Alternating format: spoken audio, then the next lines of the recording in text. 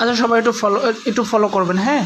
এখানে আপনার যে লিঙ্কটা আছে, লিঙ্কটার উপরে আমি এটা ক্লিক করার পরে লিঙ্কটা তারপরে ওপেন আসবে, ওপেনে যাবেন। ওপেনে যাওয়ার পরে আপনার এখানে একটা শো করবে, শো করার পর একটা ব্রাউজার নিয়ে আসবে। তো এখানে যে অপশনগুলো আছে নাসো এজেন্সি নিচে দেখবেন যে ফোন নাম্বারের বাম পাশে যে প্লাস আইকনটা, ওখানে কিছু কান্ট্রি আছে, ওইখানে ক্লিক দিলে কিছু কান্ট্রি আসবে আপনার সামনে শো করবে। বাংলাদেশ, পাকিস্তান, ইন্ডিয়া, বাংলাদেশ সিলেক্ট করে আপনি যেই দেশের হন সিলেক্ট করে তারপরে এখানে 0 ছাড়া আপনার নাম্বারটা দিবেন, হ্যাঁ।